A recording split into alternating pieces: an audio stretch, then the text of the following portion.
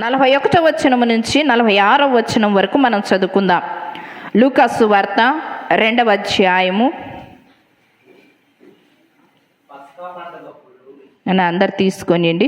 లూకా సువార్త 2వ అధ్యాయము 41వ వచనం నుంచి 46వ వచనం వరకు చదువుకుందాం.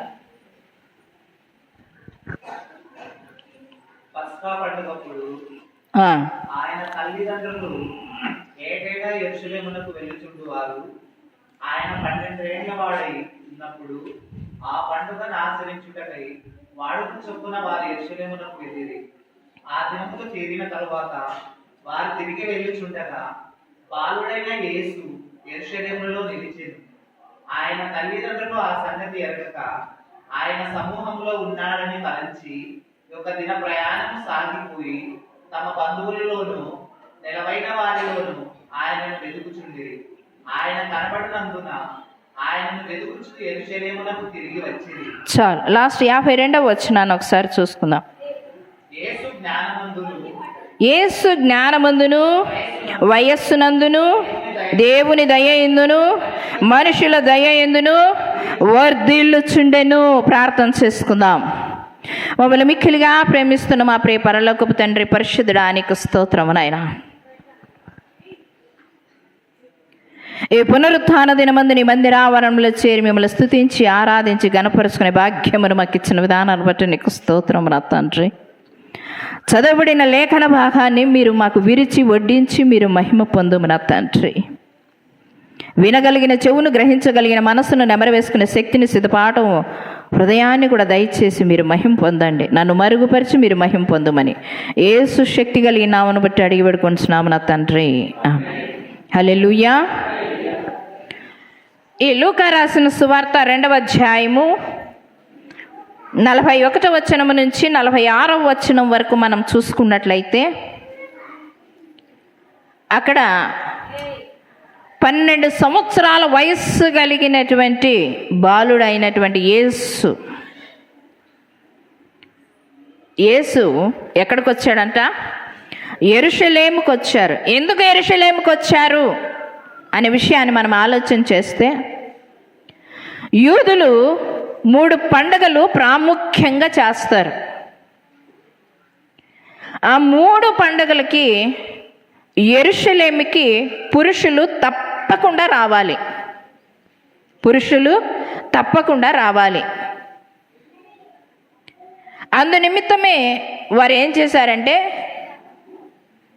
యూదుల ఆచార ప్రకారము పస్కా పండుగను ఆచరించడానికి వారు యేసేపు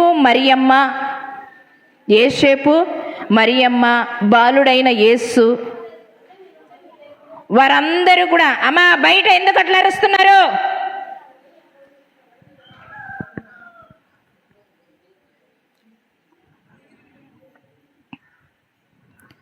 ఆ నెలవైనటువంటి వారు, వారి బంధువులు, వారి ఇరుగు పొరుగు వారు అందరూ కూడా ఏం చేస్తున్నారంట?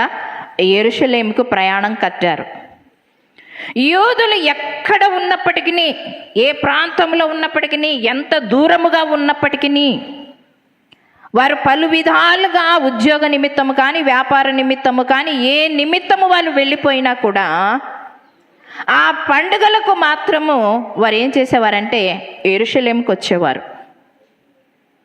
యెరూషలేముకు వచ్చి పులియని రొట్టెల పండుగ 7 రోజులు చేస్తారు. కానీ వారు యెరూషలేములోనే మందిరావరణము దగ్గరనే ఆ పండుగలను కూడా వారు ఆచరించేవాళ్ళు. వారి ఇండ్లకు వెళ్ళేవాళ్ళు కాదు.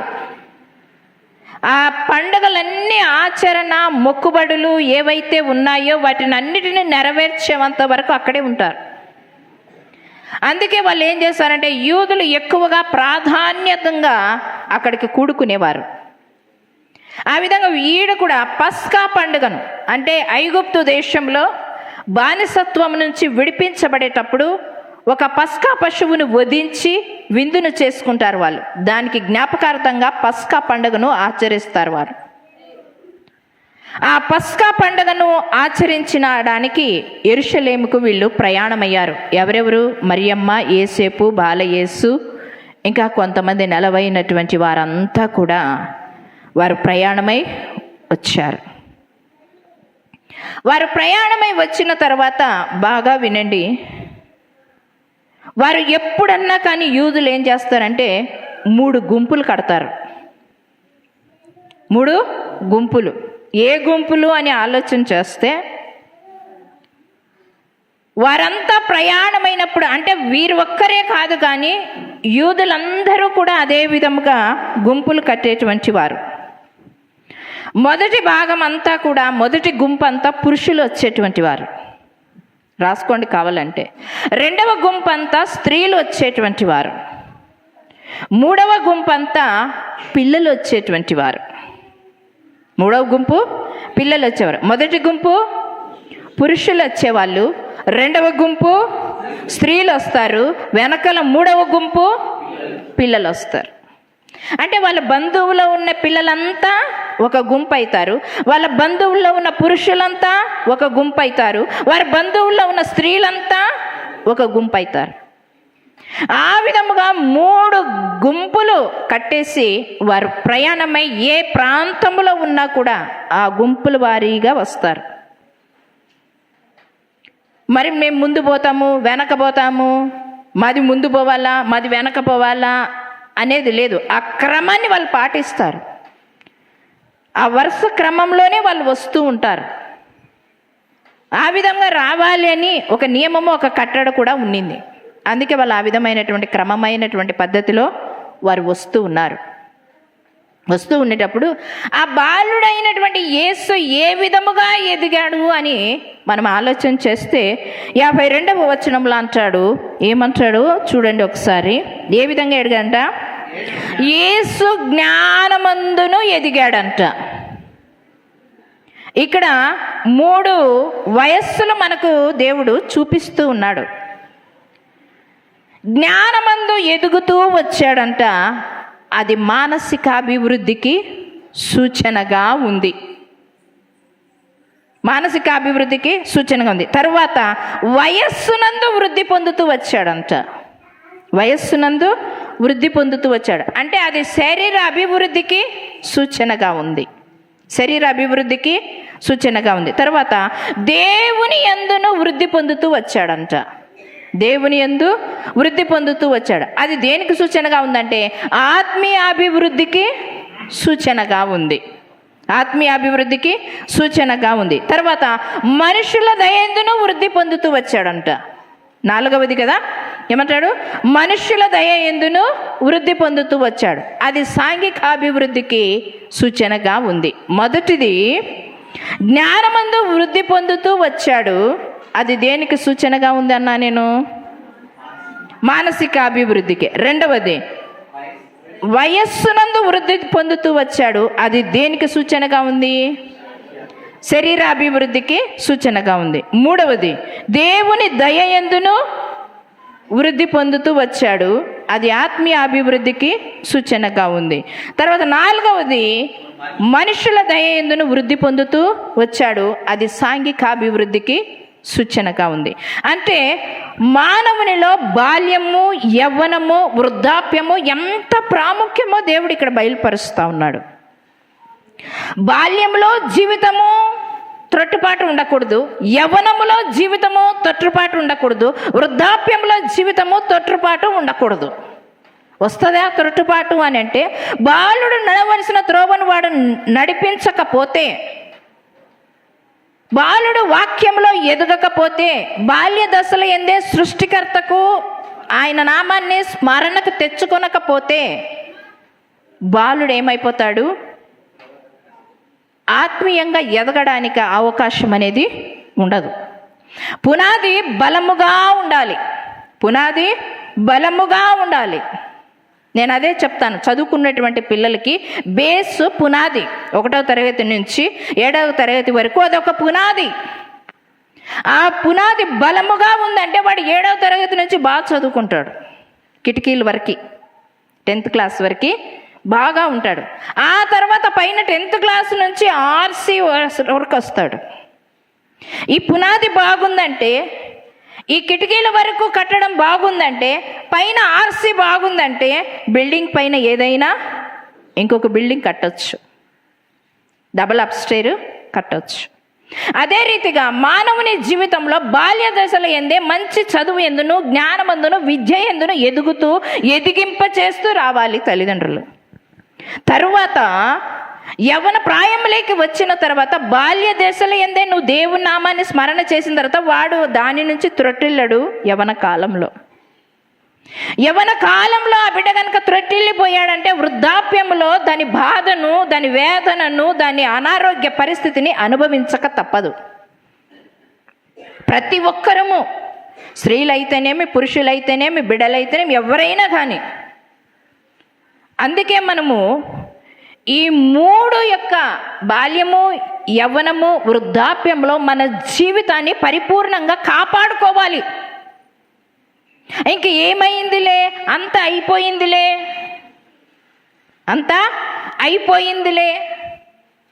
ఇప్పుడు నాకు 55 సంవత్సరాలు దాటుతూ వస్తున్నాయి. 55 సంవత్సరాల వయసులో ఇంకా నాదేముందిలే అని ఇష్టం వచ్చినట్లు తిండి తింటే, ఇష్టం వచ్చినట్టు నడుచుకుంటే మన ఆరోగ్య పరిస్థితి ఏమైపోతుంది? పాడైపోతుంది. బాగా ఆయిల్ ఫుడ్ తిన్నామంటే, మసాలాలు తిన్నామంటే, చికెన్లు మటన్లు ఎక్కువ తిన్నామంటే అవుట్ కదా. బీపీలు, షుగర్లు వచ్చి, హై బీపీ వచ్చి అవుట్ అయిపోతాం కదా. దానికి కూడా ఒక భద్రత అనేది ఉంది, లిమిట్ అనేది ఉంది. ఆ విధంగా ఉండాలి మనము. అందుకే మన జీవితాలు ఎప్పుడు పాడు చేసుకోకూడదు. బాల్య దశ ఏందైతేనే, యవ్వన దశ ఏందైతే, వృద్ధాప్య దశ ఏందనే మనం యవ్వనాన్ని పాడు చేసుకో. మన బలాన్ని కూడా పరస్త్రీలకి, పరపురుషులకు ఇవ్వకూడదంట. మన బలాన్ని కూడా, భర్త బలము భార్యకే సొంతము, భార్య బలము భర్తకే సొంతం, అంతవరకే. పరస్త్రీలకి, పరపురుషులకి నువ్వు సొత్తు చేసినావా, అమ్ముడు పోయినావా, బానిసైనావా, తప్పిదములో తిరిగినావా, నువ్వు జీవితాంతము అనారోగ్య పరిస్థితికి పాలవుతావు. నీ కుటుంబం కూడా అశాంతిక సమాధానానికి లోనవుతుంది. ఇక్కడ వాక్యంలోకి వెళదాం మనము. బాలుడైనటువంటి యేసును తీసుకొని వారు యెరూషలేముకు వచ్చారు. ఆ యెరూషలేముకు వచ్చిన తర్వాత వారు ఆచరించవలసిన కార్యక్రమాలన్నీ ఆచరించారు. చేయవలసిన పండుగ విధానాన్ని చేసేశారు. ఇవ్వవలసిన మొక్కుబడులను ఇచ్చేశారు. అన్నీ అయిపోయాయి. తర్వాత వారి ప్రాంతానికి వెళ్ళబోతూ ఉన్నారు. వారి ప్రాంతానికి వెళ్ళిన తర్వాత ఒక దిన ప్రయాణం అంతా చేశారు. తల్లిదండ్రులు, తల్లి మరియమ్మ అనుకుంది, యేసు మనతో ఉన్నాడా, యేసు మనతో ఉన్నాడా అని అనుకొని 3 గుంపుల వారిని నిలబెట్టి 3 గుంపుల వారిని అడిగింది. యేసు మీ దగ్గర ఉన్నాడా, యేసు మీ దగ్గర ఉన్నాడా, యేసు మీ దగ్గర ఉన్నాడా అని 3 గుంపుల వారిని అడిగింది. యేసు మాతో లేడు, యేసు మాతో లేడు, యేసు మాతో లేడు. మరియమ్మ యేసేపు హృదయంలో కలవరం రేగింది. మరియమ్మకైతే మరీ హృదయంలో గుబులు పుట్టుకుంది. ఇప్పటి నుంచే సేవకు వెళ్ళిపోతాడేమో అని. ఆయన ఆగిపోయాడేమో యెరూషలేములో అని. ఇంకా 12 సంవత్సరాలే యేసుకి. యేసు 3.5 సంవత్సరాలను సేవ చేయడానికి 30 సంవత్సరాలు తర్పీదులో ఉన్నాడు. ఒకరి దగ్గర కాదు, తండ్రి అయిన దేవుని దగ్గర 30 సంవత్సరాలు ప్రార్థనా జీవితంలో ఉన్నాడు. 30 సంవత్సరాలు తల్లిదండ్రులకు లోబడి జీవించాడు. 30 సంవత్సరాలు తన తండ్రి అయిన దేవుని ఇష్టానుసారంగా నడుచుకున్నాడు. 3.5 సంవత్సరం నేను సేవ ఏ విధముగా చేయాలో, ఆ కష్టాలు, ఆ బాధలు, ఆ నిందలు, ఆ అవమానాలు. ఒకసారి యేసు ప్రభు గురించి ఒక వ్యక్తి అంటాడు. ఏమంటాడంటే, నేను వ్యభిచారము వలన పుట్టినటువంటి వాడను కాను అని అంటాడు. ఎందుకంటాడు తెలుసా? అంటే యేసు ప్రభు వ్యభిచారం వలన పుట్టినటువంటి వాడు అన్నట్టుగా అనేశాడు అక్కడ. అప్పుడు ప్రభు యొక్క బాధ ఏ విధంగా ఉంటుందో ఒక్కసారి ఆలోచన చేయండి కదా. ఆ విధముగా కొన్ని సందర్భాలలో చూసినట్లయితే చాలా అవమానాలు. ఒకసారి రాళ్లతో కొట్టడానికి ప్రయత్నం చేస్తారు, ఒకసారి మాకు సేవ వద్దు అని అంటారు, ఒకసారి మా ఇంటికి రావద్దు అని అంటారు, ఒకసారి మాకు ఈ బోధ వద్దు అని అంటారు. సేవలో మీరు అనుకోవచ్చు, అబ్బా 4 వాక్యాలు చెప్పి వెళ్ళిపోతారు వీళ్ళు అని. మాకు ఎన్ని అవమానాలు ఉంటాయో, ఎన్ని నిందలు ఉంటాయో, ఎన్ని సమస్యలు ఉంటాయో మీకు అది తెలియదు. అది ఎంతగా మమ్మల్ని మేము తగ్గించుకుంటామో. ఒక్కొక్కసారి వాళ్ళు వినరు, సంఘంలో కొంతమంది మాటలు వినరు, ఎదురాడుతూ ఉంటారు. వాళ్ళకు ఒక్కొక్కసారి మేము కూడా ఏమైపోతాం తెలుసా, తగ్గించినటువంటి వారంగా ఉంటాం. కానీ వాళ్ళ పని నెరవేరిందని వాళ్ళు అనుకుంటారు, కానీ సేవకులతో ఎదురాడి చేసినటువంటి పని మేము నెరవేర్చామని విర్రవీగొచ్చు, కానీ దేవునికి లెక్క చెప్పాలి మనం. ఆ సమయాంది, ఆ దినాంది జరిగిన సంఘటన గురించి మనం దేవునికి లెక్క చెప్పాలి అండి. ఆ రోజు నేను తగ్గించుకున్నంత మాత్రాన, సేవకులు తగ్గించుకున్నంత మాత్రాన మీకు ఒక కిరీటం రాలేదు, ఒక ఆభరణం రాలేదు, ఒక ఆస్తి రాలేదు. మీకు మేమేదో పొందుకున్నామని విర్రవీగొచ్చు. ఆ కాసేపే ఒక్కసారి ఆలోచించండి. ఇక్కడ యేసు ప్రభు వారు కూడా 3.5 సంవత్సరం సువార్తను ప్రకటించడానికి 30 సంవత్సరాలు పురికొల్పబడ్డాడు, తయారు చేయబడ్డాడు, ఒక శిల్పి చేతిలో శిలలాగా ఒదిగి ఉన్నాడు. ఆయన ఆకారం వచ్చేంత వరకు, ఆయన అనుకున్న రీతిగా ఆ ఆకారం ఏర్పడేంత వరకు ఆయన చేతిలో ఈయన కుమారుడు ఉన్నాడు, తండ్రి చేతిలో. నిజమే, పరిశుద్ధమైనటువంటి యవ్వన కన్యకలు, పరిశుద్ధుడైనటువంటి యవ్వనులు మీరేం చేయాలో తెలుసా? వివాహము బంధం అనేది ఏర్పడేంత వరకు మీ జీవితాలను పవిత్రముగా కాపాడుకోవాలి, పరిశుద్ధంగా కాపాడుకోవాలి. చూపు ద్వారా, చెవిడి ద్వారా, నోటి ద్వారా, నడవడిక ద్వారా, క్రియ ద్వారా, మాట ద్వారా కూడా ఎక్కడ త్రొట్టుపాటు పడకుండా పరిశుద్ధమైన వివాహానికి పరిశుద్ధమైనటువంటి వధువుగా, పరిశుద్ధుడైనటువంటి వరుడుగా సిద్ధపడుతూ మీరుండాలి. అది సిద్ధపడాలి అంటే, ఆ విధమైనటువంటి పరిశుద్ధతను నువ్వు కాపాడుకున్నావంటే నీ కుటుంబ వ్యవస్థలో ఏ మచ్చలు రావు. లేకపోతే గాయపరచబడుతూ, నొప్పించబడుతూ, వేదన పడుతూ కృంగిపోతావు. ఎప్పుడు? త్రొట్టుపాటు పడినప్పుడు. బాగా వినండి. యవన కాలంలో అడుగుపెట్టినటువంటి ఈ యొక్క 12 సంవత్సరాల బాలుడైనటువంటి బాలయేసును ఆ పస్కా పండగకు ఎందుకు అక్కడికి తీసుకొని వెళ్ళారు అని మనం ఆలోచన చేస్తే, యూదులలో సాంప్రదాయం ఏముంది తెలుసా? 12 సంవత్సరాలు వయస్సు వచ్చిన తర్వాత యూదులలో సభ్యత్వము కట్టడానికి అతనికి తీసుకొని వెళతారు. సభ్యత్వంలో మెంబర్గా చేరాలి అతను అక్కడ. ఎందుకండి మీరు సభ్యత్వం కట్టించుకుంటారు? ఎందుకండి మీరు నెల చందా కట్టించుకుంటారా అని అడుగుతున్నారు. మరి ఆనాటి యూదులు ఎందుకు ఆ క్రమాన్ని పాటించారు? 12 సంవత్సరాలు వచ్చాయా, ఇతడు సభ్యత్వం, సంఘములో సభ్యుడు, ఇతడు సంఘములో సభ్యుడు అని అక్కడ మెంబర్షిప్లో పేరు రాయిస్తారు యూదులు. కావాలంటే మీరు వాక్యం ఎవరినన్నా అడగండి. మేడం కల్పించి చెప్తుందేమో అనేది కాదు, కల్పించి ఏనాడు నేను ఏది చెప్పలేదు మీకు. బైబిల్లో ఉన్నటువంటి నిఘంటువులు కానివ్వండి, శాస్త్రవేత్తలు రాసినటువంటి బైబిల్ బోధకులు వాళ్ళు రాసినటువంటి పుస్తకాలు కానివ్వండి, మీరు చదివి చూడడానికి ప్రయత్నం చేయండి. బ్రాహ్మణుల వాళ్ళ దాంట్లలో కూడా వారికి సభ్యత్వం ఉందండి. ఉపనయన అనేటువంటి సమయం అంటే వారు ఆ వయస్సుకు వచ్చేసరికి బ్రాహ్మణంలో కూడా ఒక ఆచారం ఉంది. వారు ఆ వయస్సు వచ్చిన తర్వాత ఆ బ్రాహ్మణుల్లో కూడా వారు ఆ పద్ధతిని అవలంబిస్తారు. మరి క్రైస్తవులుగా ఉండి, విశ్వాసులుగా ఉండి, రక్షణ పొంది నీవు, బాప్తిసము పొందిన నీవు సభ్యత్వంగా నువ్వు ఉన్నావా? సభ్యత్వముగా ఉన్నావు అనడానికి ఆధారము, బాప్తిసం తీసుకున్నావు అనడానికి ఆధారం ఉంది. 10th క్లాస్ సర్టిఫికెట్ తీసుకున్నా అనడానికి ఆధారం ఉంది. ఇంటర్మీడియట్ సర్టిఫికెట్ తీసుకున్న దానికి ఆధారం ఉంది. బీటెక్ చదివినాను అనడానికి ఒక ఆధారం ఉంది. ఒక గవర్నమెంట్ దాంట్లో నేను జాబ్ చేస్తున్నాను అని అంటే ఒక ఆధారం ఉంది.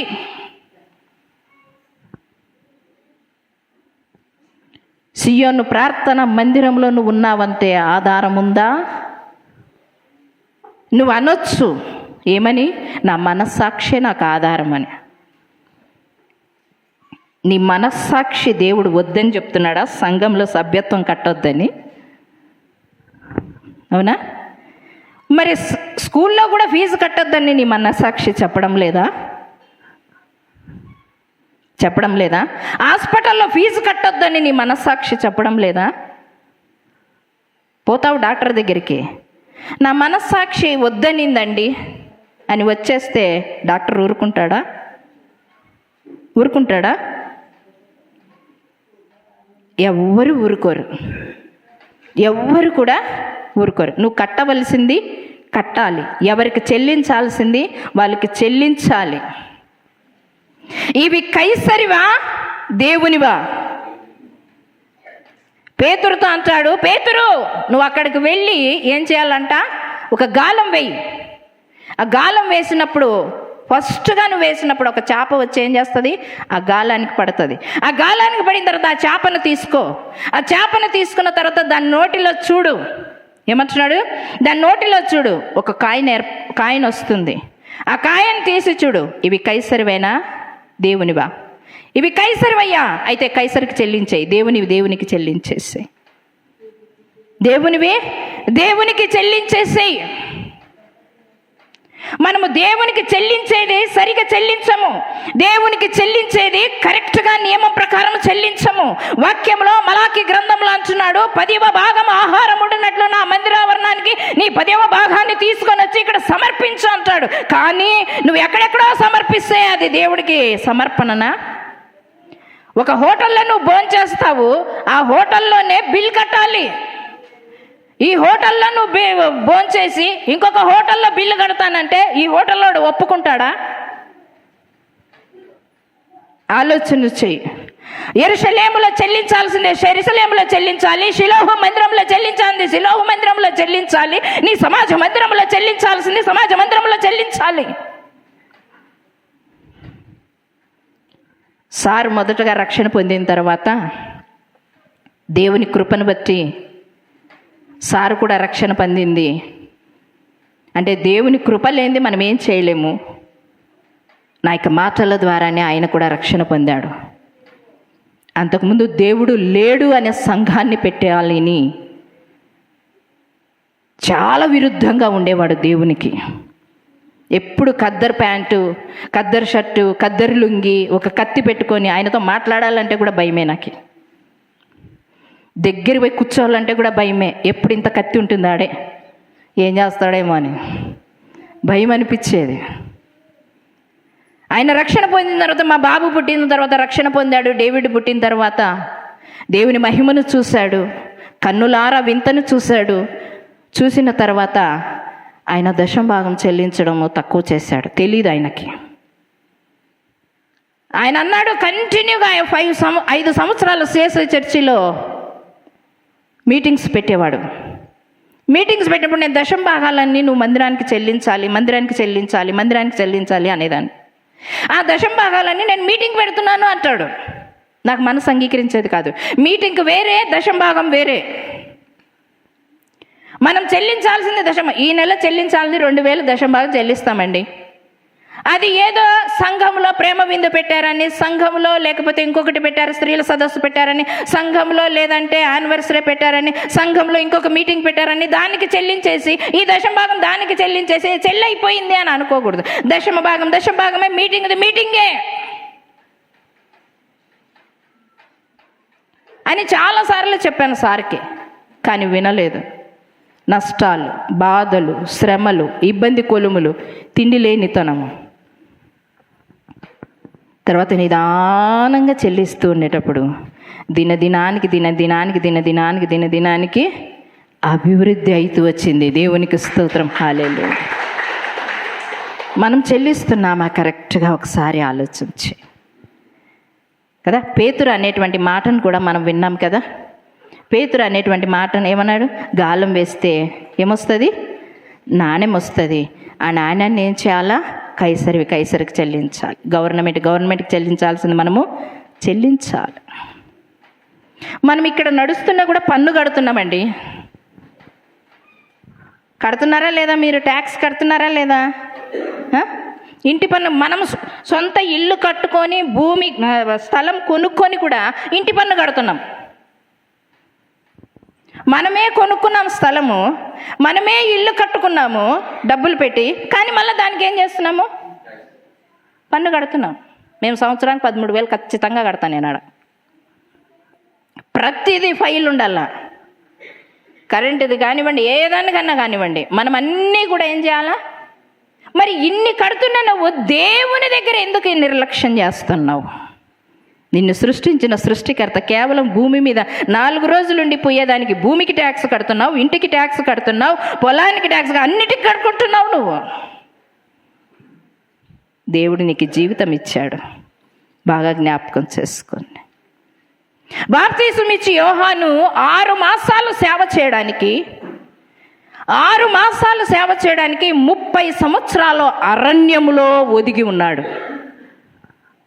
30 సంవత్సరాలు. యేసు ప్రభు వారు 3.5 సంవత్సరం సువార్తను ప్రకటించడానికి 30 సంవత్సరాలు తండ్రి దగ్గర తర్ఫీదు పొందుతూ తల్లిదండ్రుల దగ్గర అణిగి మణిగి జీవించినాడు. బాప్తీసం ఇచ్చి యోహాను అరణ్యంలో తేనెను తింటూ, మిడతలను తింటూ ఆయన జీవించాడు అరణ్యంలో. మిడతలు ఎన్ని దొరుకుతాయి? ఒక్క పూట ఆహారం మనం తక్కువైందంటే భరించలేము. తేనె తాగితే ఎంత తాగుతాము? మిడతలు తింటే ఎన్ని తింటారు? ఆకు మిడతలు ఉంటాయి కదండి, మీరు చూసింటారు. అవి ఎన్ని పోగు చేసుకుంటే అతని కడుపు నిండుతుంది. 30 సంవత్సరాల వయసు కలిగినటువంటి యవ్వనుడు గొంగలిని ధరిస్తూ వచ్చాడంట. గొంగలిని అంటే ఉలన్ బెడ్షీట్. ఇప్పుడు వచ్చే స్మూత్గా అది కాదు. అప్పటి కాలంలో ఉలన్ బెడ్షీట్స్ ఉండేటివి. అవి ఏం చేస్తా కుచ్చుకున్నట్టుగా ఉంటుంది కదా, దేహానికి కుచ్చుకున్నట్టుగా ఉంటుంది. కంబలి అంటారు దాన్ని. అది వస్త్రముగా ధరించేవాడు, మొల చుట్టూ ధరించుకొని ఉండేటువంటి వాడు కేవలం ఇక్కడ మాత్రమే. అది ఎండకు కానీ, చలికి కానీ, వానకు కానీ అది కుచ్చుకుంటూ ఉండేటప్పుడు ఆ చెమటకి ఆ బాధను అనుభవిస్తూ వచ్చాడు. ఎందుకు అనుభవిస్తూ వచ్చాడు? మంచి వస్త్రాలు వేసుకోవచ్చు కదా, మంచి వస్త్రాలు వేసుకోవచ్చు. కానీ ఎందుకు వేసుకోలేదంటే తన దేహాన్ని కూడా దేవుని ఆధీనంలోనే పెట్టాడు. దేవునికి స్తోత్రం, హల్లెలూయా. ఆ బాధను అనుభవిస్తున్నప్పుడంతా దేవునికి కృతజ్ఞతాస్తుతులు చెల్లించాడు. ఆ వేదన అనుభవిస్తున్నప్పుడంతా, అయ్యా నాకు ఈ వేదన పెట్టావు, ఈ బాధను పెట్టావు, నీకు వందనాలు. పౌలు గారు అంటారు, నాకు కంటి జబ్బునిచ్చినందుకు నీకు వందనాలు, ఈ ముళ్ళునిచ్చినందుకు నీకు వందనాలు, నాకు ఈ క్యాన్సర్ వ్యాధినిచ్చినందుకు వందనాలు, ఈ గుండె జబ్బునిచ్చినందుకు నీకు వందనాలు, ఈ మోకాళ్ళ నొప్పులు ఇచ్చినందుకు వందనాలు. ఆ నొప్పులు ఉండడం ద్వారానే దేవునికి మొరపెడుతున్నావు. ఆ వ్యాధి ఉండగానే నువ్వు దేవుని దగ్గర సమీపముగా ఉన్నావు. నువ్వు ఆ వ్యాధి లేకపోతే నువ్వు దేవుని దగ్గరికే రావు, మాట కూడా వినవు. నువ్వు ఆలోచించండి. యేసు ప్రభు వారు కూడా 30 సంవత్సరాలు కష్టపడ్డాడండి. సునాయాసనంగా రాలేదు ఆయన. వడ్రంగి పని చెక్కుతూ ఒక వస్తువులు ఒక ఆకారానికి తీసుకొని వస్తూ తను కూడా ఒక ఆకారంగా బయటికి వచ్చాడు. దేవునికి స్తోత్రం, హల్లెలూయా. ఆయన జ్ఞానమందును, వయస్సు యందును, బుద్ధి యందును, మనుషుల దయ యందును ఏం చేస్తాడంట? వర్ధిల్లుతూ వచ్చాడు. యేసు ప్రభువారు మరియమ్మ అన్ని గుంపులు వెతికింది, అక్కడ లేడు. లేకపోయేసరికి ఒక దిన ప్రయాణం అంతా జరిగిపోయింది. మరల బండ్లన్నీ ఎనికి కట్టారు. ఎక్కడికి? యెరూషలేముకి. 3వ రోజు కనపడ్డాడు. 3వ రోజు ఎక్కడున్నాడు తెలుసా? యెరూషలేములో సమాజ మందిరములో సంఘ పెద్దలతో మాట్లాడుతూ ఉన్నాడంట. యేసు వాళ్ళతో లేకపోయేసరికి గలిబిలి ఏర్పడింది. యేసు వాళ్ళతో లేకపోయేసరికి వారి ప్రయాణం వెనక్కి వచ్చింది. యేసు వారితో లేకపోయేసరికి వారి బంధువులంతా కూడా వెనక్కి వచ్చారు. వారి హృదయంలో కలవరం, యేసు ఎక్కడ తప్పిపోయాడో, యేసు ఎక్కడ వెళ్ళిపోయాడో, యేసు ఏమైపోయాడో, యేసు ఆయనతో వాళ్ళతో ఉన్నంత వరకు వారి జీవితం సాఫీగా ఉండింది, నెమ్మదిగా ఉంది, సమాధానంగా ఉంది, ఆరోగ్యంగా ఉంది. ప్రతి ఏటా యెరూషలేము మందిరానికి వచ్చి బలులు అర్పిస్తూ వెళ్ళారు. ఈసారి బలులు అర్పించడానికి, పస్కాను ఆచరించడానికి వచ్చినటువంటి వారి జీవితంలో యేసు లేడు. యేసు లేనందువలన కలవరం వచ్చేసింది. యేసు మనతో ఉండాలని మనం కోరుకోవాలి, యేసు మనలో ఉండాలని కోరుకోవాలి. కొంతమంది కోరుకుంటారు, యేసును కోరుకోరు, కానీ యేసు ఇచ్చేవి కోరుకుంటారు. యేసు ఇచ్చేవేవి? యేసును కోరుకోరు, యేసు ఇచ్చేవి కోరుకుంటారు. ఏవవి? ఆశీర్వాదము, స్వస్థత, విడుదల, విమోచన. వీటి కొరకే మీరు ఎక్కడెక్కడో పరిగెత్తుతారు. బెల్లంపల్లికి, గుత్తికి, మంగళవారము, బుధవారము, గురువారం, వారాలు ఉన్నాయి కదా మీకు. ఎందుకు పరిగెత్తుతున్నారు? యేసు గురించి మీరు పోవడం లేదు. ఏమిటికి పోతున్నారు తెలుసా? యేసు ఇచ్చే వరాల కోసం పరిగెత్తుతున్నారు మీరు. యేసు ఇచ్చే వరాల కోసం. ఒక రాజు ఇద్దరు యవనస్తులను పిలిపించి ఒక మాట అన్నాడంట. ఏమన్నాడంట తెలుసా? ఇద్దరు యవనస్తులను పిలిపించి అక్కడ 3 గంపలు పెట్టాడంట. ఏమని, ఏవేవి పెట్టాడో తెలుసా? బంగారము, వజ్రాలు, వైడూర్యాలు 3 గంపలు పెట్టాడు. ఆ ఇద్దరు యవనస్తులను పిలిపించి అన్నాడంట, ఈ 3 గంపల్లో నీకు ఏది కావాలో అది తీసుకొని పోండ్రా మీరు అన్నాడంట. ఒకడేం చేశాడంటే బంగారంతో నింపబడినటువంటి బుట్టను తీసుకొని వెళ్ళిపోయాడు. వాడు వెళ్ళిపోయాడు. ఇంకా రెండవ వానికి ఎవరై నీకేది కావాలా 2 గంపల్లో తీసుకొని వెళ్ళిపో అని అన్నాడు. వాడు అనుకోవచ్చు కదా, అరే వాడు విలువైన బంగారాన్ని తీసుకొని పోయినాడని. రాజు ఏం చేశాడో తెలుసా? ఆ బుట్టను తీసుకొని పోయిన తర్వాత మరలా రాజు బంగారం యొక్క బుట్టను తీసుకొని వచ్చి మళ్ళీ 3 బుట్టలు అక్కడే ఉన్నాయి. మళ్ళా యవనస్తునితో అన్నాడు, ఒరే యవనస్తుడా నీకేం కావాలో తీసుకొని పో అన్నాడంట. ఆ యవనస్తుడు రాజ్యసభలో ఏం చేశాడంటే గబగబా పరిగెత్తుకుంటూ వస్తే ఏదో బుట్టను తీసుకుంటాడేమో అని అనుకున్నారంట అందరూ. ఏదో ఒక బుట్టను తీసుకుంటారేమో, కానీ వాడు ఏ బుట్టల్లో తీసుకోలేదంట. రాజసింహాసనం మీద కూర్చున్నటువంటి రాజునే ఎత్తుకొని పరిగెత్తుతున్నాడంట. దేవునికి స్తోత్రం, హల్లెలూయా. ఒరే నన్నెందుకు ఎత్తుకొని పోతున్నావురా? ఆ 3 గంపలు సాలకపోతే ఇంకా 2 గంపలు తెచ్చిస్తాను, కానీ నన్ను విడిచిపెట్టురా అని అన్నాడంట. అంటే వాడు అన్నాడంట, రాజా ఆ ఎన్ని గంపలు ఇచ్చినా కూర్చొని తింటే కొండలైనా కరిగిపోతాయి, నాకెందుకు అవన్నీ? నిన్ను నేను గనక తీసుకొని పోయినట్లయితే నీవన్నీ నావే కదా, నీవన్నీ నావే కదా, దానికి బోనస్గా ఈ 3 గంపలు కూడా కదా, అవునా? దానికి బోనస్గా ఈ 3 గంపలు కూడా నావే కదా రాజా, నాకు నువ్వు కావాలి రాజా, నాకు అవి వద్దు. రాజును తీసుకొని పోతే అవి సొంతమవుతాయి, రాజ్యము సొంతమవుతుంది, అతని ఆస్తి అంతా కూడా సొంతమవుతుంది. ఎంత తెలియవచ్చుడని ఆ విధముగా కోరుకోక, అయ్యా నీవు నాకుంటే చాలు, ఈ స్వస్థత వచ్చినా లేకపోయినా, ఆరోగ్యం బాగున్నా బాగలేకపోయినా, నేను నీ బిడ్డనే, నీ సొత్తునే, నీ జనాంగమే, నేను ప్రత్యేకించబడిన జనాంగంలో చేర్చబడినటువంటి దానిని నేను ప్రత్యేకంగా నిన్నే నమ్ముకొని నీ మీదనే ఆనుకొని జీవించే జీవితంలో దయచేయి. స్వస్థతనిచ్చినా నీవే, విడుదలిచ్చినా నీవే, ఇవ్వకపోయినా నీవే దేవుడవు అని మనం అడగాలి. యేసు నీతో ఉంటే ఆరోగ్యం, యేసు నీతో ఉంటే సమాధానం. మనం అడగవలసింది అడగము, కానీ అడగరానిది అడుగుతూ ఉంటాం, అడగరానిది అడుగుతూ ఉంటాం. జ్ఞాపకం చేసుకొని, ఒక సహోదరి తన తండ్రి దగ్గర బహునాట్యం చేసింది, తండ్రినే మెప్పించింది. ఆ తండ్రి ఎవరో కాదు, హేరోదు రాజు. హేరోదు రాజు ఎదుట తన కుమార్తె జన్మదినం రోజు, హేరోదు యొక్క జన్మదినం రోజు ఆమె బహునాట్యం చేసింది. నాట్యం చేసిన తర్వాత హేరోదు రాజు అడుగుతున్నారు, అమ్మా నువ్వు చక్కగా నాట్యం చేశావు, నీకు బహుమతిగా ఏది కావాలో కోరుకో అని అంటారు. వెంటనే బాప్తీసం ఇచ్చి యోహాను యొక్క తల నాకు కావాలి అని తల్లి ప్రేరేపణతో అడుగుతుంది ఆ కుమార్తె. తల్లి ప్రేరేపణతో అడుగుతుంది. వెంటనే తండ్రి ఏమంటాడంటే, అమ్మ నువ్వు మంచిగా నాట్యం చేసావు కదా, నీకు ఏది కావాలో కోరుకోను అన్నప్పుడు వెంటనే తండ్రితో ఏమంటా తెలుసా, రాజా కాసేపు ఆగు, నేను నా తల్లిని అడిగేసి వస్తానని అని. తల్లి దగ్గరికి పోతుంది. అమ్మ డాడీ ఏం కావాలో అని అడగమన్నాడు, నేనేం అడగాలి అని అన్నప్పుడు తల్లి చెప్పింది, బాప్తీసం ఇచ్చి యోహాను యొక్క తలను తీసుకొచ్చుకో అని అనింది. ఏం చేసుకుంటుంది? తల తెచ్చుకొని పులుసు పెట్టుకుంటుందా, ఫ్రై చేసుకుంటుందా? మేక తలకాయ, పొట్టేల తలకాయ, ఏదో ఎద్దు తలకాయ అన్న అయితే పులుసు పెట్టుకోవచ్చు. ఈ తలకాయ ఏం చేసుకుంటావు? ఏం చేసుకోలేం. ఈ దేహం అంతా 55 కేజీలు 75 కేజీలు ఉన్నా కూడా మనం ఏమిటికి తరం కాము. ఏమిటికి తరం అవుతాం తెలుసా? అగ్గుపుల్ల ముందరుంది చూడండి మందు, దానికి మాత్రమే ఉపయోగపడతాం మనం, అంతే. అగ్గుపుల్లకు ముందు మందు ఉంటుంది చూడు, ఆ కొంచెం దానికే నేను ఉపయోగపడేది. ఇంత ఆకారంగా ఉన్నట్టు 70-80 కేజీలు ఉన్నటువంటిది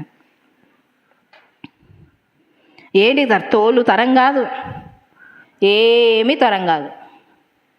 ఒకవేళ ఇంకా ప్రాణం ఉండగా జీవం ఉండగానే ఏదైనా కిడ్నీలు ఇస్తే, గుండె ఇస్తే ఎవరికన్నా వస్తాయి, కానీ అది కూడా శాశ్వతం అనేది కాదు. శాశ్వతం అనేది కాదు. ఒకసారి ఆలోచించి వెంటనే బాప్తీసం ఇచ్చి యోహాను తలను తీసుకొని రమ్మన్నప్పుడు ఆయనని ఎక్కడ ఉంచారో తెలుసా? బాప్తీసం ఇచ్చి యోహాను చెరసాలలో ఉంచారు. ఎందుకు చెరసాలలో ఉంచారో తెలుసా?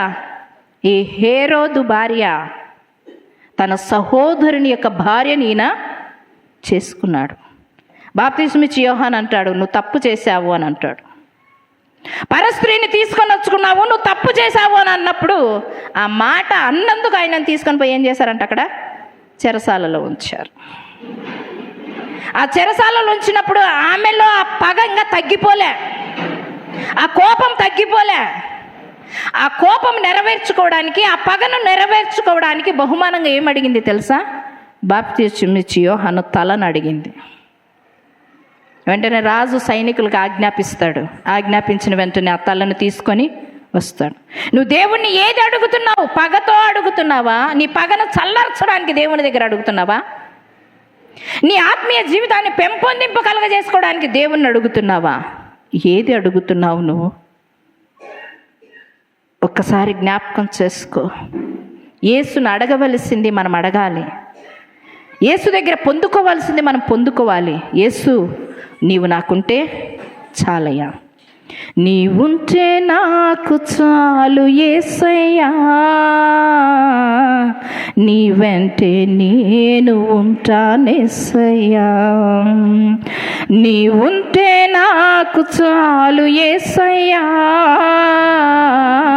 నీ వెంటే నేను ఉంటానేసయ్యా, నీ మాట చాలయ్యా, నీ చూపు చాలయ్యా, నీ తోడు చాలయ్యా, నీ నీడ చాలయ్యా, నీ మాట చాలయ్యా, నీ చూపు చాలయ్యా, నీ తోడు చాలయ్యా, నీ నీడ చాలయ్యా, నీ ఉంటే నాకు చాలు యేసయ్యా, నీ వెంటే నేను ఉంటానేసయ్యా. నిజంగా ఆయన ఉంటే చాలు, ఆయన ఉంటే చాలు మనకి. ఒకరోజు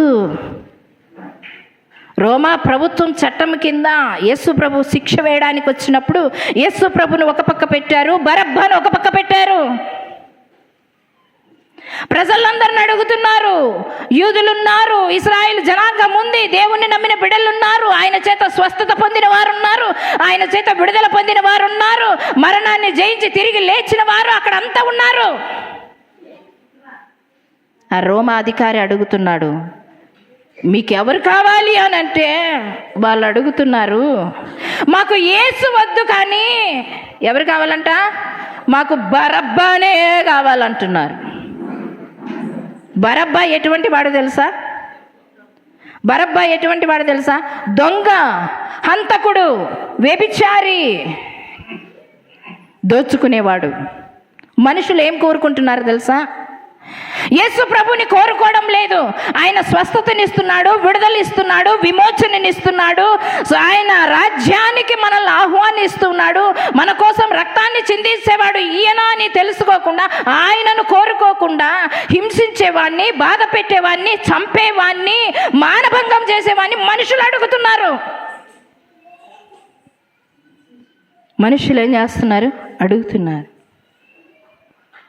జ్ఞాపకం చేసుకోండి, నువ్వెవరిని అడుగుతున్నావు? అక్కడ ఉన్నటువంటి వారిని అడిగినప్పుడు మీకు ఎవరు కావాలయ్యా అని అంటే, మాకు యేసు వద్దు, కానీ మాకు బరబ్బానే కావాలి, మాకు ఈ శిక్షనే చాలు, ఈ బాధనే చాలు, ఇందులో క్రమం ఉంది, వేదన ఉంది, బాధ ఉంది, శ్రమ ఉంది, ఇది మాకొద్దు. కానీ ఇందులో ఆనందం ఉంది అనుకుంటున్నారు, అందులో ఆనందం లేదు. నువ్వు కష్టపడి 10,000 జీతంలో 1,000 రూపాయలు నువ్వు దశంభాగం ఇచ్చుకుంటా, అబ్బా 1,000 రూపాయలు ఇవ్వాలన్నా, అబ్బా 1,000 రూపాయలు ఇవ్వాలన్నా, అబ్బా 1,000 రూపాయలు ఇవ్వాలన్నా అనుకోకుండా 1,000 నేను దేవునికి ఇచ్చేసానని సంతోషంగా ఉండి, ఆ నెలంతా దేవుడు నీకు సంతోషంగా, ఆరోగ్యంగా, ఆనందంతో ఇస్తాడు. నువ్వు బిగబడతావు చూడు, బిగబట్టినంత దానికి 2 నువ్వు హాస్పిటల్కి పెడుతూ ఉంటావు, 2 ఎక్కడెక్కడో పెడుతూ ఉంటావు, 2 ఎక్కడెక్కడో దారిపోస్తూ ఉంటావు. దానికి 2 పోయేదే కాకుండా ఇంకొకటి ఏమొస్తుంది తెలుసునా? అసమాధానం, అశాంతి అలమటిస్తుంది. జ్ఞాపకం చేసుకోండి. ఒకసారి మార్కు రాసిన సువార్త 5వ అధ్యాయం 17వ వచనంలో పోతే, గెరాసీనుల దేశంలో 2,000 దయ్యాలు పట్టిన వాడు ఉన్నాడు. ఆ 2,000 దయ్యాలు పట్టినటువంటి వాడిని దేవుడు ఏం చేశాడో తెలుసా? 2,000 దయ్యాలు వెళ్ళగొట్టాడు వాడిని. అంతవరకు ఆ ఊరిలో ఏమైంది తెలుసా? ఆ 2,000 దయ్యాలు పట్టినటువంటి వాడు అందరినీ గాయపరుస్తూ ఉన్నాడు. వాడు గాయపరచబట్టుకుంటున్నాడు, అనేకుల్ని కూడా గాయం చేస్తున్నాడు. అందరినీ రాళ్లతో కొడుతున్నాడు, ఎంటబెట్టిస్తున్నాడు, భయపడిస్తున్నాడు, నిద్ర లేకుండా చేస్తున్నాడు, బట్టలు లేకుండా వస్తున్నాడు, ఆడోళ్ళు పారిపోతున్నారు. ఎక్కడ చూసినా బీభత్సవం ఏర్పడింది. ఊర్లో వారంతా ఏం చేశారంటే కాళ్ళకు చేతులకు ఏం చేశారు? సంకెళ్ళు వేసేసి సమాధిలో ఒడిచి వదిలేశారు. ఒరేయ్, నువ్వు బతకాల్సింది సమాధిలోరా, సమాజంలో కాదు. సమాజంలో కాదు నువ్వు బ్రతకాల్సిందే, సమాధుల్లో బ్రతుకురా నువ్వు అని వాడిని అక్కడ వదిలేశారు. అక్కడ కూడా వాడు ఊరుకోవడం లేదు. ఆ గొలుసులు తెంపుకోవడానికి ప్రయత్నం చేస్తున్నాడు, రాళ్లతో గాయపరచుకోవడానికి ప్రయత్నం చేస్తున్నాడు, ఊరి వారినంతా బాధ పెడతా ఉన్నాడు. యేసు ప్రభు వారు వచ్చి వానిలో ఉన్న 2,000 దయ్యాలను వెళ్ళగొట్టాడు. వెళ్ళగొట్టి వాడు ఏం చేశాడో తెలుసా? స్వస్థ చిత్తుడై, ఆరోగ్యం కలిగి, బట్టలు వేసుకొని, స్నానం చేసి వచ్చి బట్టలు వేసుకొని ప్రభు పాదాల దగ్గర కూర్చున్నాడంట. ఊర్లో వారంతా ఏమొచ్చారో తెలుసా? యేసు ప్రభు, నువ్వు మా ఊరు ఇడిచి వెళ్ళిపో, మా ఊరిలోకి ఇంక రావద్దు నువ్వు. ఏం చేశాడని చదువుకుందాం. అది మార్కు రాసిన సువార్త 5వ అధ్యాయము 17వ వచనం అనుకుంటా, చూడండి. జనులు జరిగినది చూడ నెరిగి యేసునొద్దకు వచ్చి, సేనాను దయ్యము పట్టినటువంటి వాడు బట్టలు ధరించుకొని స్వస్థ చిత్తుడై కూర్చుండుట చూచి భయపడిరి. జరిగినది వారు చూచారు. దయ్యములు పట్టిన వానికి కలిగిన స్థితియు పందుల సంగతియు ఊరి వారందరికీ తెలియగా తమ ప్రాంతమును విడిచిపోమ్మని ఏమంటండి వారు ఆయనను విడిచిపోమ్మని ఏం చేశారంట? ఒక మాటతో పోనీలే. వాళ్ళు ఏం చేశారంట? బ్రతిమలాడుతున్నారంట.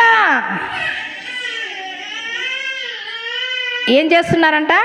బ్రతిమలాడుతున్నారు. ఏమని బ్రతిమలాడుతున్నారు? ఈ ఊరు నుంచి నువ్వు వెళ్ళిపో, వెళ్ళిపో, వెళ్ళిపో, వెళ్ళిపో అంటున్నారు. ఆయన అక్కడి నుంచి కదలడం లేదా? రాయిబండ మీద నుంచి ఆయన అక్కడి నుంచి కదలడం లేదు. కదలకపోయేసరి వారు ఏం చేస్తున్నారంట? బ్రతిమలాడుతున్నారంట. ఆ ఊరిని బాగు చేశాడా? బాగు చేయలేదా? బాగు చేశాడు. మరి బాగు చేసినాడు వద్దంట, కానీ పందులు కావాలంట. నిజమే, సంఘాన్ని బాగు చేసేవాడు కాదు మీకు కావాల్సింది, సహవాసాన్ని అభివృద్ధి చేసేవాడు కాదు మీకు కావాల్సింది, సంఘాన్ని పెంపొందింపజేసేవాడు కాదు మీకు కావాల్సింది. వాళ్ళు వద్దే వద్దు, ఇంకొక దరిద్రుని తెచ్చుకుందాం ఇక్కడికి, తిని వాడు తినాలా నువ్వు తినాలా, అటువంటి వాడైతే బాగుంటుంది. పందుల సహవాసమే మనకు మేలు. పందుల యొక్క సహవాసం చాలా బాగుంటుంది కదా. పందులు, అయ్యా ఈ ఊరు నుంచి నువ్వు వెళ్ళిపోతావా, ఈ ఊరు నుంచి నువ్వు వెళ్ళిపోతావా. ఆ ఊరంతా బాధపడ్డారు. వాడు రాళ్లతో కొడుతున్నప్పుడు ఒక్కొక్క బిడ్డ బొర్ర పగిలిపోయి రక్తం కారుతూ ఉండేటప్పుడు ఆ గెరాసేనలో దయ్యం పట్టినటువంటి వాని తల్లిదండ్రుల దగ్గరికి పోయి, ఒరే ఎట్లా వాన్ని కన్యావురా నువ్వు, కానీ దున్నపోతు బయటికి ఇడిచినట్టుగా ఇడిచినావు కదరా నువ్వు పిల్లలన్నీ, వాడిని ఆధీనంలో ఉంచుకోలేని వాడు ఎందుకు కన్నావురా నువ్వు అని తల్లిదండ్రులు అన్యవాళ్ళు లేకుండా పోలేదు. అక్కడ గాయపడిన వారు ఉన్నారు, వస్త్రహీనుడై వస్తున్నప్పుడు స్త్రీలు దాగుకొని పారిపోయిన వారు ఉన్నారు. ఇంత సంఘటన ఊరిలో జరుగుతూ ఉన్నప్పటికీ కూడా, అయ్యా బాగు చేశావు నాయన, ఇంకా 4 రోజులుండు, అటువంటి వాళ్ళు ఎవరైనా ఊరిలో ఇంకా ఉన్నారేమో, బాగు చేద్దు అని అడగలేదు. ఏమడిగారో తెలుసా? నువ్వు వెళ్ళిపో నాయన, ఇంకా నువ్వు వెళ్ళిపో. నిజమే, ఇదే మనం అడుగుతుండేది. బాగా వాక్యం చెప్పేవాళ్ళు కాదు మీకు కావాల్సింది, సోది చెప్పేవాళ్ళు కావాలా, పిట్టకథలు చెప్పేవాళ్ళు కావాలి, మీతో కూర్చొని తాగేవాళ్ళు కావాలా, మీకు సోది చెప్పేవాళ్ళు కావాలా. మీకు దేవునికి అంగీకారం, అది దేవునికి అంగీకారమా? యేసు కావాలా, యేసులో ఉన్నవి కావాలా? ఏవి కావాలా నీకు? ఏవి కావాలా? యేసు ఇచ్చేవి కావాలా? యేసు కావాలనా? యేసు కావాలనా? యేసు వరాలు కావాలనా? యేసు కావాలనా? యేసు ఇచ్చే కృపావరాలు కావాలనా? యేసు ఉంటే అన్నీ ఉన్నట్లే. కృపావరాలు కోరుకుంటే అప్పటికి మాత్రమే అవి. యేసు ఉంటే చాలు, నీ ఉంటే నాకు చాలయ్యా. నీలో ఉన్నవన్నీ నావే, నీలో ఉన్నవన్నీ నావే, నువ్వు ఉంటే నాకు చాలు. దేవునికి స్తోత్రం, హల్లెలూయా. ఇలా చెప్పుకుంటూ పోతే చాలా ఉన్నాయి. మీరు అడగచ్చు, యేసు ప్రభు వారు 12 ఏళ్లకు యూదుల దగ్గరికి వెళ్ళి సభ్యత్వాన్ని ఏ విధంగా కడుతూ వచ్చాడు అనే విషయం 122వ కీర్తన 1-4 వచనాల్లో మనం చూసుకుందాం. 122వ కీర్తన ఆంతర్యాన్ని గ్రహించండి, మీరు లోతుగా గ్రహించండి. అది ఊరికే చదివేది కాదు. మీరు 122వ కీర్తన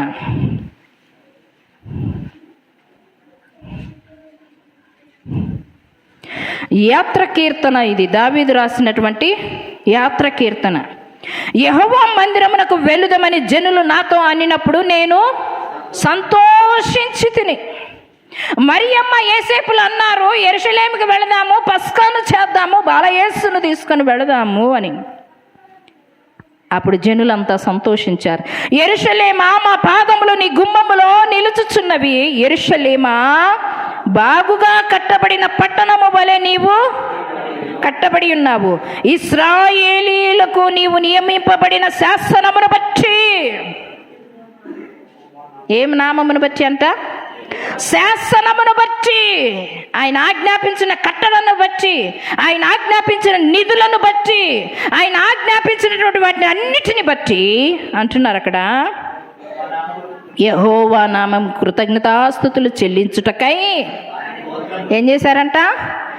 వారి గోత్రములు, యెహోవా గోత్రములు అక్కడికి ఎక్కి వెళ్ళెను.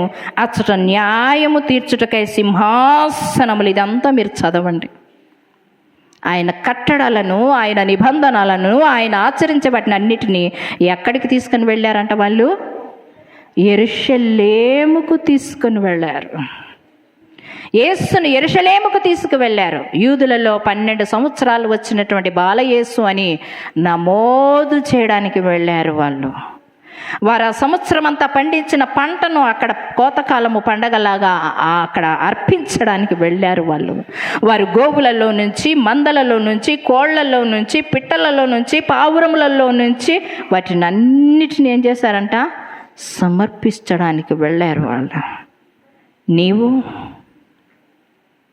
నీ పాదములు పరిశుద్ధావరణంలో ఆరాధించడానికి కూడా నువ్వు రాలేకపోతున్నావు. పరిశుద్ధ దినం రోజు నీ కోసం ఆయన మృత్యుంజుడై తిరిగి లేచి నిన్ను మరలా తీసుకురావడానికి ఈ లోకానికి వచ్చింటే, తీసుకువెళ్ళడానికి ఈ లోకానికి వచ్చింటే నువ్వు ఎక్కడెక్కడో సమయాన్ని గడుపుతున్నావు. పునరుత్థానపు విలువను తెలుసుకొని క్రమము తప్పక మందిరావరణానికి రా, క్రమము తప్పక దశమ భాగం చెల్లించు, సంఘానికి చెల్లించవలసింది చెల్లించు, దేవునికి చెల్లించవలసింది చెల్లించు. నీవు దీర్ఘాయుష్మంతుడు అవుతావు, ఆరోగ్యవంతుడు అవుతావు, నీ బిడ్డలు విద్యాబుద్ధులు అవుతారు, నీ కుటుంబంలో ఏ లేమి ఉండదు, కొరత ఉండదు. ప్రతి సంవత్సరం కడుతున్నావు, లక్షలు మందు కడుతున్నావు. నువ్వు మందు కోసమని అక్కడ ఏం చేస్తున్నావు? అగ్రికల్చర్ డిపార్ట్మెంట్లో ఏం చేస్తున్నావు? నువ్వు మందులు తీసుకొని పోయి అక్కడ కొడుతున్నావు, లాభం లేదు. ఆ కొట్టిన దానికంటే మరి ఎక్కువగా నష్టాన్నే పోతున్నావు నువ్వు, లాభం హెచ్చించడం లేదు. ఎందుకు? పోయిన సంవత్సరం దేవునికి ఇవ్వాల్సింది ఇవ్వలేదు, ఈ సంవత్సరం కూడా దేవుడు నీకు పంటనివ్వడు. వాక్యమే చెప్తుంది, నేను కాదు ఇది. మాకెందుకు లాభం లేదు అని అంటే దేవుడు అంటాడు, 30 అంతలుగా 60 అంతలుగా 100 అంతలుగా నేను నిన్ను హెచ్చిస్తాను అని అంటున్నాడు. నువ్వు నాకు ఇచ్చి శోధించు. మనం ఇవ్వకుండా శోధిస్తే దేవుడు ఇస్తాడా? ఇవ్వడండి. బ్యాంకులో నువ్వు బ్యాలెన్స్గా పెట్టుకుంటేనే బ్యాంకు దగ్గరికి వెళ్ళి నువ్వు డబ్బు తెచ్చుకుంటావు. బ్యాంకులోనే నువ్వు బ్యాలెన్స్ పెట్టుకోకుండా నాకు బ్యాంకు డబ్బులు కావాలి, నా బిడ్డ పెళ్లి చేయాలి, నా బిడ్డలు ఫీజులు కట్టాలి అని పోయి బ్యాంకు అడిగితే బాడేం చేస్తాడు? పోమ్మ బాగున్నావు కానీ అడ్రస్ లేదానా అని అంటాడు. అవునా కదా? దేవుడు కూడా అదే అంటాడు, దేవుడు కూడా అదే చెప్తాడు.